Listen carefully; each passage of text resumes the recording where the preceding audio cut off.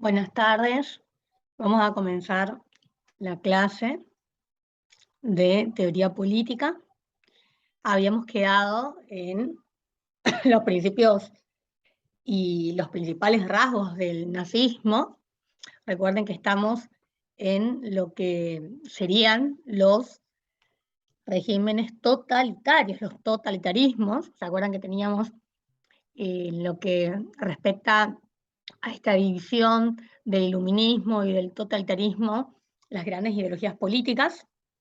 Con respecto al nazismo, fue un partido que se fundó en 1920, recordemos, formaba parte de lo que se conoce como la extrema derecha. Esa extrema derecha es nacionalista. Hitler se va a convertir en su principal dirigente desde este mismo momento, desde 1920, 1921, cuando comienza a fundarse. En 1923, los nazis van a intentar lo que se va a denominar como el putsch de Múnich, que es, digamos, un golpe de fuerza contra el gobierno de Baviera, pero van a fracasar.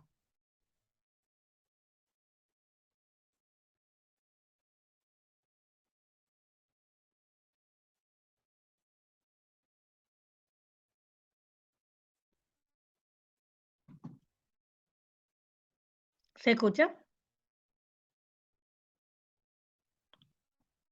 ¿Cuáles eran las principales ideas del nazismo? Las principales ideas eran el nacionalismo, lo que tenía que ver con la derogación del Tratado de Versalles, derogar ese Tratado de Versalles, el racismo, en lo que respecta a la superioridad de la raza aria, el antisemitismo, el expansionismo, el desprecio por el liberalismo, el odio al socialismo, al comunismo, eran las principales ideas del nazismo. Con estas ideas se va a ir conformando desde su fundación, desde 1920, 1921, en donde el partido funda y forma parte de lo que es la extrema derecha nacionalista. Desde ahí se van a gestar las principales ideas del nazismo.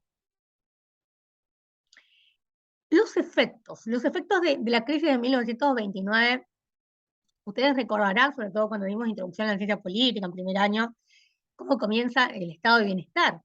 Y siempre decimos que el estado de bienestar comienza porque se da justamente la caída y la crisis del Estado, la crisis y posterior caída del Estado liberal. Y siempre decimos por qué se da esa crisis del Estado liberal, justamente por la crisis de la bolsa de Wall Street. Bueno, los efectos de la crisis económica de 1929 son los que van a tener un reflejo en lo que tiene que ver con la multiplicación de las adhesiones al nazismo. Esto es fundamental que lo apunten. Los efectos de la crisis económica en 1929 tienen un reflejo en lo que es la multiplicación de las adhesiones al nazismo, porque Hitler logra los mayores apoyos en las clases medias, lo que es la pequeña burguesía, artesanos, los campesinos, y además consigue apoyos muy importantes con respecto a lo económico, como por ejemplo los grandes industriales, grandes empresarios de ese momento. ¿Cómo se va a dar el ascenso de Hitler al poder? Si bien esto luego se estudia bien en la teoría política 2 para los que hacen el profesorado, pero los que no lo hacen y hacen únicamente la tecnicatura, es importante entender, es importante comprender cómo se da el ascenso de Hitler al poder. Entre 1933 y 1934, recuerden, Hitler había llegado, ¿sí?, legalmente, constitucionalmente, a través de lo que se denominó la República de Weimar, que duró desde 1919 a 1933. ¿Sí? Todo eso, ese periodo que se denominó y se conoció como República de Weimar. Entonces, entre 1933 y 1934, Hitler convirtió el régimen democrático alemán en una dictadura. El 30 de enero de 1933, Hitler es nombrado como canciller, ¿no?, por el presidente de la República. Inmediatamente establece lo que es un régimen autoritario. él había llegado, repito, legalmente, le había convocado se habían convocado a elecciones por el presidente Hindenburg, y él gana sus escaños con su partido, gana las elecciones, pero cuando él asume, él automáticamente establece un régimen de tipo primero autoritario. Él gana estas elecciones, las elecciones del 5 de marzo, ¿no? Que van a dar como triunfo a los nazis, a todos los aliados de los nazis, que eran los nacionalistas. Él lo que pretendía era modificar la constitución. Los nazis precisaban el apoyo de los centristas, que luego lo van a conseguir, finalmente lo van a conseguir. Y el día 23, el Parlamento aprueba el acta de habilitación, que es lo que va a dar a Hitler los plenos poderes. A partir del 23 le van a dar plenos poderes, o esa suma de grandes poderes a Hitler.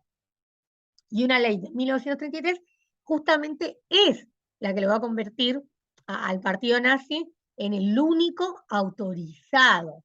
Recuerden que él llega legalmente, gana su partido los escaños, él es nombrado canciller por el presidente, pero automáticamente él establece un régimen autoritario, ¿sí?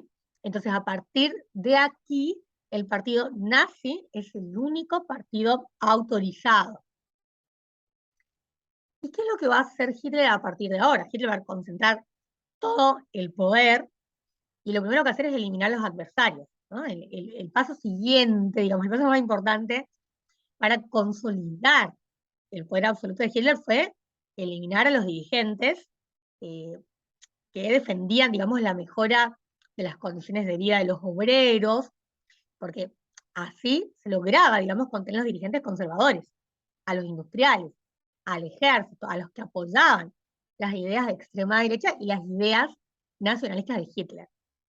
Cuando muere el presidente Hindenburg en 1934, ahí lo que hace Hitler es acumular las funciones de canciller y de presidente. Esto es fundamental, tanto para los que siguen el profesorado, que luego lo van a ver en teoría política 2, como para los que no hacen el profesorado, entender bien esta cuestión de que en 1934, cuando muere el presidente Hindenburg, ahí lo que hace Hitler es acumular en su persona los dos cargos, el de presidente y el de canciller.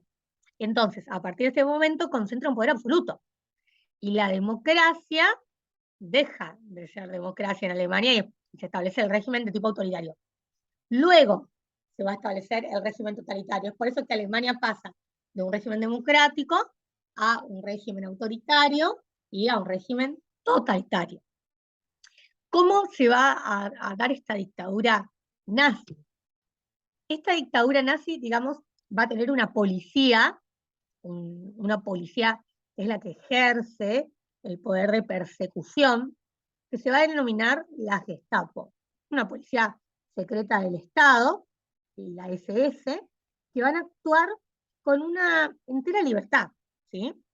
Hitler va a instaurar esta policía, que es un auténtico Estado, digamos, policial, y una de las principales funciones de este nuevo régimen era garantizar la fuerza radical. Eso es lo que quería garantizar el régimen autoritario de Hitler.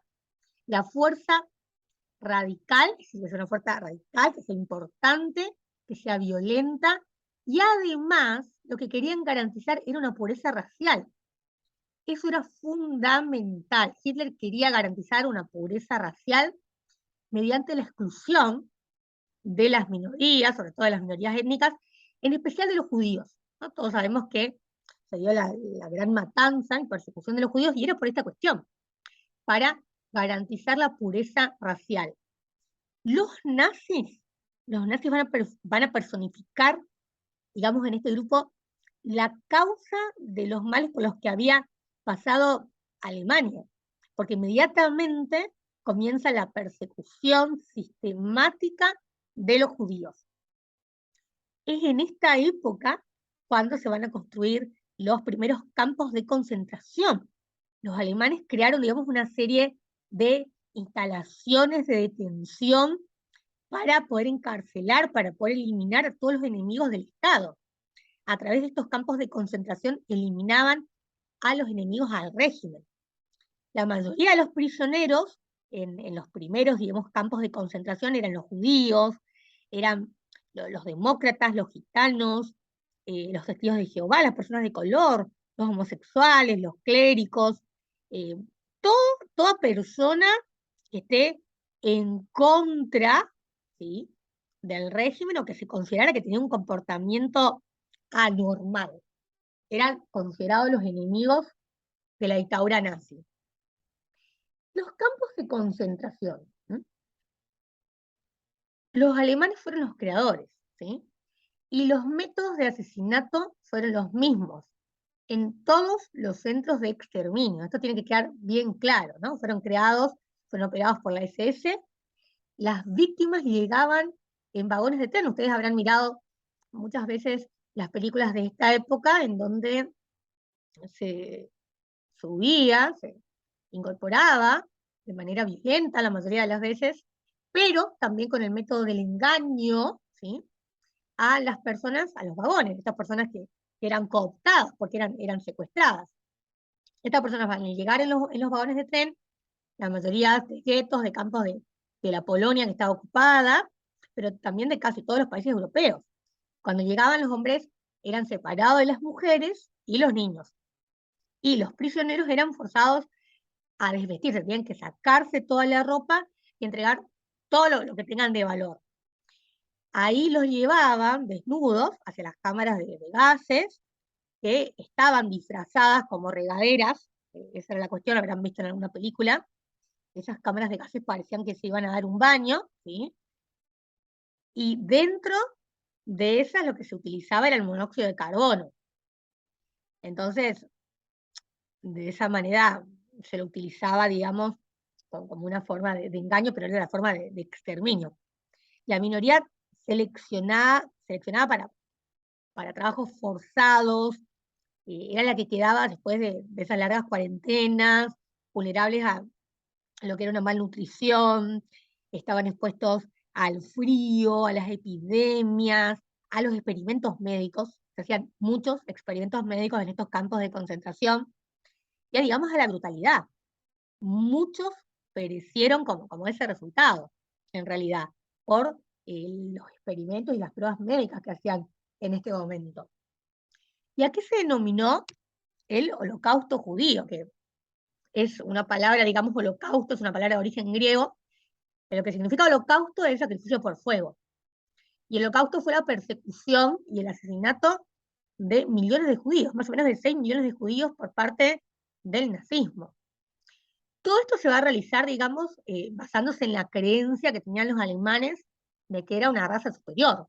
Esto es lo que tienen que apuntar bien, por favor, de que que Hitler, como dirigente del partido nazi, realizaba todo esto en la creencia de que los alemanes tenían una raza superior, que los judíos eran una raza considerada inferior y que merecían morir. Eso es lo que pensaba, afirmaba y argumentaba Hitler.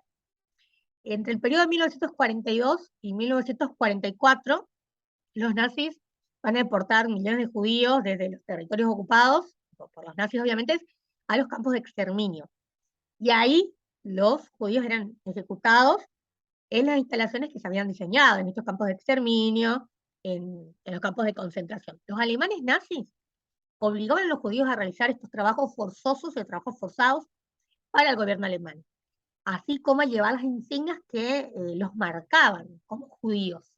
Por esto que muchas personas que luego se salvaron tenían estas especies de marcas. ¿Cómo se daba este control de la sociedad en la época del nazismo?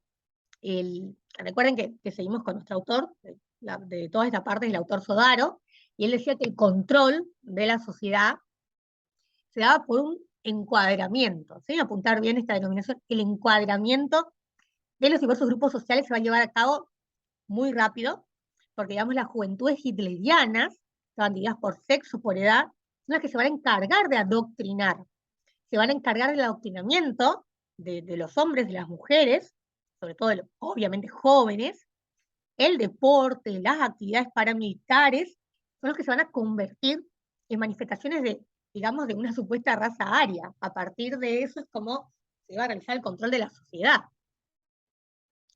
Ahora, una vez que estaban disueltos los sindicatos, que eran los que defendían a la clase obrera, se va a crear el Frente de Trabajo. que se va a convertir en el instrumento para controlar fehacientemente y estrechamente el movimiento obrero alemán. ¿Se escucha?